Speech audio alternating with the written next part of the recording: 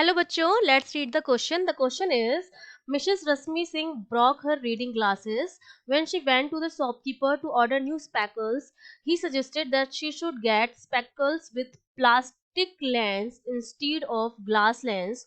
On getting the new spectacles, she found that the new one were thicker than the earlier one. She asked this question to the shopkeeper, but he could not offer satisfactory explanation for this. At home, Mrs. Singh raised the same question to her daughter Anuja, who explained why plastic lenses were thicker. Plastic lens thicker क्यों होते हैं ये explain किया अनुजा ने Mrs रश्मि को. Write two qualities displayed each by Anuja and her mother. हमें क्या है, दो क्वालिटीज बतानी है जो अनुजा और उसकी माँ जो है वो शो कर रही हैं. तो देखिए इस क्वेश्चन के लिए जो हमारा जो की कॉन्सेप्ट रहेगा, सबसे पहले तो अगर मैं बताना चाहूँ अनुजा के बारे में या रश्मि के बारे में, अगर मैं मिसेस सिंह के बारे में बताना चाहूँ, उसकी मदर के बारे में, हमें क्वालिटीज बतानी है और एक हमें अनुजा की क्वालिटी बतानी है. सबसे पहले तो हमें पता होना चाहिए कि हमारे इस पैराग्राफ में हमसे बात की जा रही है लेंसेज के बारे में और हमें ये बताया जा रहा है कि जो ग्लास लेंस होते हैं they are thicker than the glass lens. जो प्लास्टिक लेंस होते हैं वो इसके कंपेयर में क्या होते हैं, थिकर होते हैं. तो एक तो इसमें हमें की कॉन्सेप्ट में पता होना चाहिए लेंस मेकर फॉर्मूला.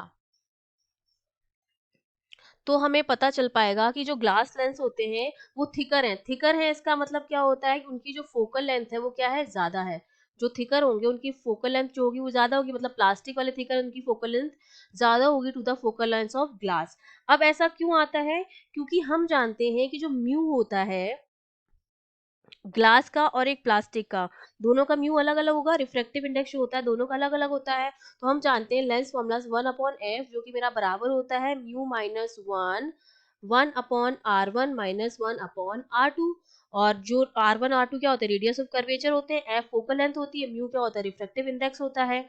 और हम जानते हैं कि जो ग्लास का जो रिफ्रेक्टिव इंडेक्स होता है वो प्लास्टिक के रिफ्रेक्टिव इंडेक्स से क्या होता है, ज्यादा होता है. ये चीज मुझे पता है. तो अगर ग्लास का रिफ्रेक्टिव इंडेक्स ज्यादा है तो म्यू g-1 जो आएगा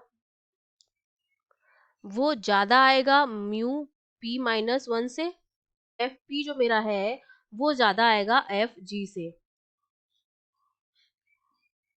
ठीक है, मतलब प्लास्टिक की जो फोकल लेंथ आएगी वो ज्यादा आएगी compare to the focal length of glass. तो इस केस में जो थिकनेस जो हो जाएगी प्लास्टिक लेंस की वो क्या हो जाती है, इंक्रीज हो जाती है, ताकि हमें सेम फोकल लेंथ को रखना पड़े. ठीक है, अगर हम फोकल लेंथ को सेम रखना चाह रहे हैं तो हमें क्या करना पड़ेगा, इसकी थिकनेस को क्या करना पड़ेगा, इंक्रीज करना पड़ेगा. ठीक है, अगर सेम पावर का मुझे ग्लास बनाना है, मतलब सेम फोकल लेंथ का रखना है, सेम पावर का बनाना है, क्योंकि पावर जो होती है वो क्या होती है 1/f के बराबर होती है. अगर मुझे सेम पावर का लेंस बनाना है, मतलब सेम फोकल लेंथ का लेंस अगर हमें बनाना है सेम एफ का, तो उसके लिए मुझे क्या करना पड़ेगा, थिकनेस जो होगी वो इंक्रीज करनी पड़ेगी. इसलिए जो ग्लास लेंस होते हैं वो क्या होते हैं, ज्यादा थिक होते हैं. अब हमें बतानी है कि कोई दो क्वालिटीज. अगर मैं इन क्वालिटीज की बात करूंगी तो देखिए सबसे पहली क्वालिटी तो क्या हो जाएगी, अनुजा को काफी अच्छा नॉलेज है.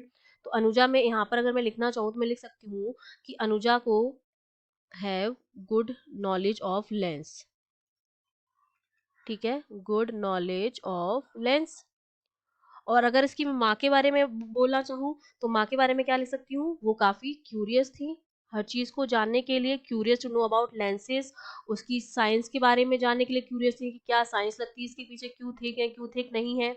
और रश्मि का हो जाएगा, उसको काफी अच्छी नॉलेज है लेंस की और वो काफी कोऑपरेटिव भी है. अगर उसकी माँ ने उससे पूछा तो उसने उसके अच्छी तरह से क्या किया, एक्सप्लेन किया उसकी माँ को, cooperative.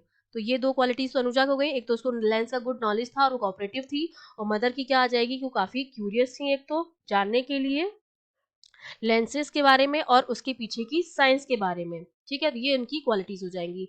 I hope you understood well. All the best.